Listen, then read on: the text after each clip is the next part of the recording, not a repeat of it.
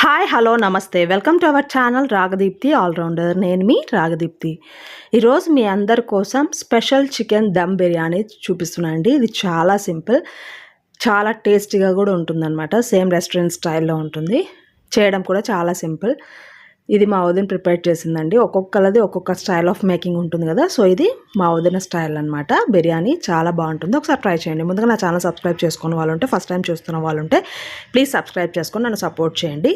So ఇక్కడ chicken తీసుకున్నాము. చికెన్ని చిన్న పీసెస్గా కట్ చేసుకోవడం కంటే బిర్యానీకి ఇలా కొంచెం పెద్ద పీసులు ఉంటే బాగుంటుందండి. సో అందుకనే చికెన్ తీసుకోండి. అండ్ రైస్ క్వాంటిటీకి ఈక్వల్గా చికెన్ తీసుకుంటే మనకి చికెన్ బిర్యానీ అనేది టేస్టీగా వస్తుంది అనమాట. కేజీ రైస్కి కేజీ బిర్యానీ అయితే బాగుంటుంది. సో దాన్ని బట్టి తీసుకోండి. ఒకవేళ తక్కువైనా పర్లేదు, బట్ కరెక్ట్ మెజర్మెంట్ చెప్పాలి అంటే కేజీ రైస్కి కేజీ చికెన్ అయితే పర్ఫెక్ట్గా బాగుంటుంది అనమాట.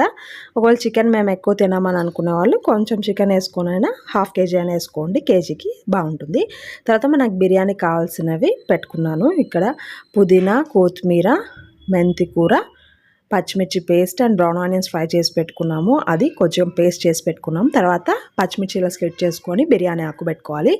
తర్వాత మసాలా దినుసులన్నీ మనకి షాజీరా, చెక్క, లవంగం, మరాఠీ మొగ్గ, యాలకు అన్నీ అనమాట. రెండు ఎందుకు చేసుకున్నామంటే ఒక హాఫ్ పోర్షన్ రైస్లో ఉడికించడానికి, మిగతా హాఫ్ పోర్షన్ మనము చికెన్లోకి వేస్తాము. సో ఫస్ట్ చికెన్ మ్యారినేట్ చేసుకోవాలి. సో అందుకని ఒక బౌల్లోకి చికెన్ తీసుకోండి. ఇప్పుడు ఇందులోకి సరిపడా సాల్ట్ వేసుకొని, తర్వాత ఇందులోకి కొద్దిగా గరం మసాలా వేసుకోండి. స్పైసెస్ కొంచెం తక్కువ వేసుకోండి, ఎందుకంటే గరం మసాలా దినుసులు వేస్తున్నాం కదా. సో అందుకనే గరం మసాలా వేసిన తర్వాత ఇందులోకి కొంచెం బ్రౌన్ ఆనియన్ పేస్ట్ వేసాము. తర్వాత పచ్చిమిర్చి పేస్ట్ కూడా వేసాము. తర్వాత కొద్దిగా చికెన్ మసాలా కూడా వేసేసి ఇప్పుడు ఇందులోకి మనము కొంచెం ఒక హాఫ్ టేబుల్ స్పూన్ ధనియాల పొడి, ఒక ఫుల్ నిమ్మకాయ పిండేసినాము. సో చికెన్ బాగా పుల్లగా బాగుంటుంది ఇలా స్క్వీజ్ చేసేస్తే లెమన్.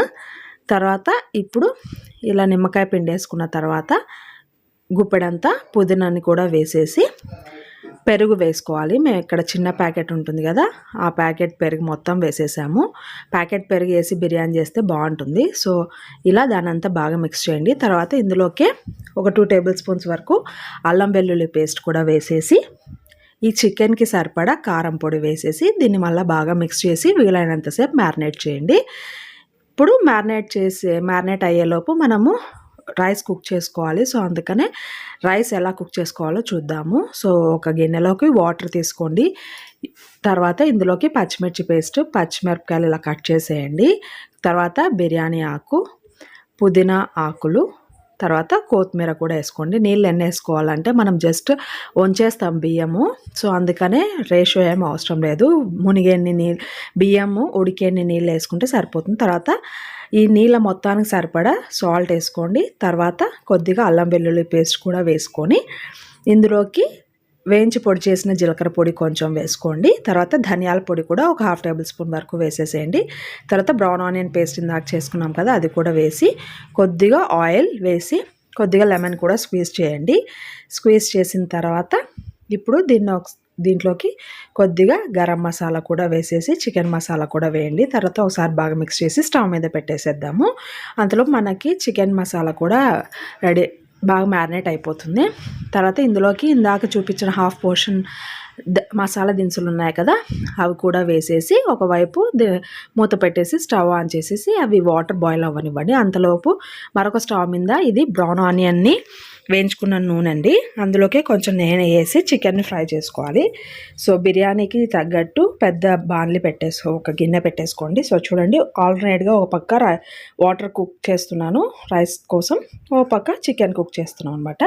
తర్వాత ఇందులోకి ఇందాక మిగిలిన మసాలా దినుసులు ఉన్నాయి కదా, అవి కూడా వేసేసి ఆ కొంచెం వేగిన తర్వాత మెంతి కూర కూడా వేసేసేయండి. ఇందాక మెంతి కూర తీసుకున్నాం కదా, ఆ మెంతాకు బాగా వేగిన తర్వాత ఇందాక మ్యారినేట్ చేసి పెట్టుకున్న చికెన్ ఉంది కదా, అది వేసేసేయాలి. మెంతాకు బాగా వేగాలండి, పచ్చిగా ఉంటే చేదు వచ్చేస్తుంది అండ్ పూర్తిగా వేగినా చేదు వస్తుంది. సో బాగా చూసుకొని వేయించుకోండి. తర్వాత ఈ చికెన్ అంతా బాగా మిక్స్ చేసి కుక్ అవ్వనివ్వండి. మూత పెట్టేసి మీడియం ఫ్లేమ్లో పెట్టేసుకుంటే సరిపోతుంది. ఈ చికెన్ కుక్ అయ్యేలోపు మనకి అటుపక్క రైస్ కూడా కుక్ అయిపోతుంది. సో ఆల్టర్నేట్గా చేసుకుంటే మనకు టైం సేవ్ అవుతుంది అనమాట. సో మూత పెట్టి మగ్గనిద్దాం. మధ్య మధ్యలో చెక్ చేస్తూ ఉండండి. అండ్ పీస్ ఇది వేడిగా ఉంది, సో అందుకనే ఇలా చేసి చూపిస్తున్నాను.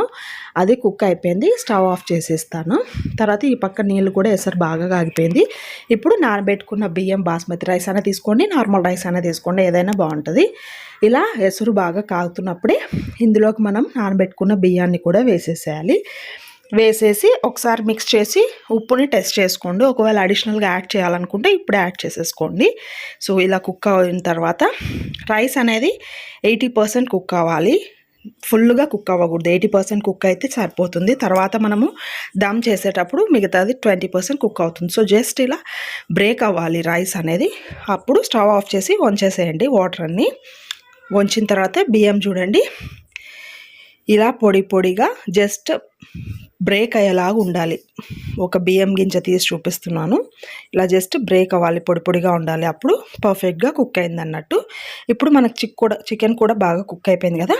ఇప్పుడు ఇందులోకి మనం ఈ ఉడికించుకున్న రైస్ ఉంది కదా, ఆ రైస్ అంతా ఇందులోకి యాడ్ చేసేద్దాము. తర్వాత ఇప్పుడు దీన్ని ఈవెన్గా స్ప్రెడ్ చేసుకోవాలి. ఇలా ఈవెన్గా స్ప్రెడ్ చేసుకున్న తర్వాత ఇప్పుడు పైనుంచి ఇంకాస్త నెయ్యి, ఒక 2 టేబుల్ స్పూన్స్ వరకు నెయ్యి వేసేసి ఇప్పుడు ఇందాక వేయించి పెట్టుకున్న బ్రౌన్ ఆనియన్స్ ఉన్నాయి కదా, అవి వేసి కొంచెం కొత్తిమీర, పుదీనా వేసేసుకోవాలి. వేసేసుకొని ఇప్పుడు దీని మీద మూత పెట్టేసి దమ్ అవ్వనివ్వాలన్నమాట. సో దమ్ అవ్వడానికి నేను ఇక్కడ ఒక టెక్నిక్ చూపిస్తున్నాను. సో స్టవ్ మీద ఇలా ఏదైనా మందపాటి ఐరన్ కడాయి ఉంటే, ఇలా దోశ పెనమైన ఏదైనా కానీ అది పెట్టి దాని మీద మనం బిర్యానీ చేసుకుంటాం